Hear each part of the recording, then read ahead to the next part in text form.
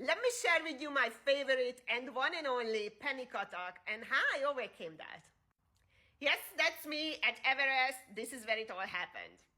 So the way I view panic attack, anxiety, depressive symptoms are that they are the language of the body and the brain. This is their way of communicating that something is off and that there is a threat to your existence.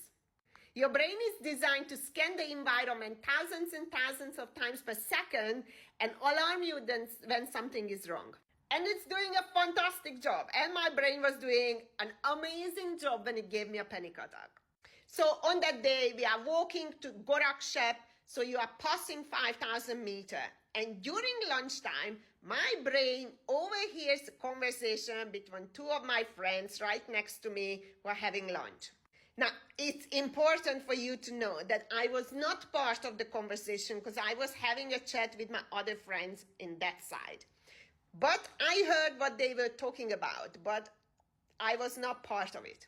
So they were talking about that one of them is sleeping on his back with his arms wide spread to open up his lungs so he can breathe better and sleep better. Because obviously at that height, oxygen level drops significantly. Once again, I hear the conversation, I'm not paying too much attention to it, and I'm not part of it. One crucial information, I always sleep on my tummy. There is no bloody way I can sleep on my back. Just no. So what happens at midnight?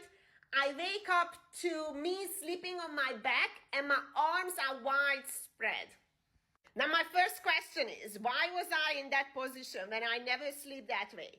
Did my brain use this information and instructed my body to turn this way because that's how we can breathe up at 5,000 meters? So the moment I wake up, the communication starts, and that was the most interesting thing about the whole situation. Hey girl, you are in this position because you cannot breathe. So my brain sends an immediate alarm and threat signal. I sit up and I try to switch on the light, but there is no light after 10 p.m. at Everest. And this is when it all kicked off. I told my roommate, I'm like, Shyam, I cannot breathe. But then my conscious mind switched on. I'm like, okay, hang on. My body is normal. So whatever my brain is telling, and it was the good thing that my body did not respond to the brain's threat signal. So I was like, whatever my brain is telling that I can't breathe, that's not true because my body is normal. I was breathing normal. So rational thinking saved the day because I managed to override my brain's threat signal. Now, was my brain wrong? Absolutely not, because it took the information. Hey, if you sleep in this position at this altitude, it means that you are struggling to breathe. And that's what it alarmed me about.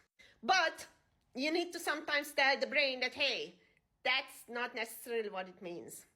The best part is that it took me maybe 30 seconds, maybe less, that to register the threat, to analyze what's really going on and override the threat signal.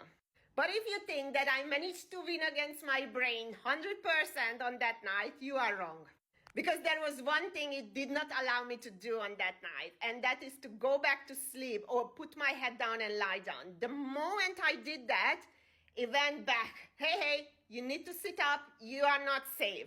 So I was sitting in the dark from midnight until around 5 a.m. So this is how rational thinking saved the day.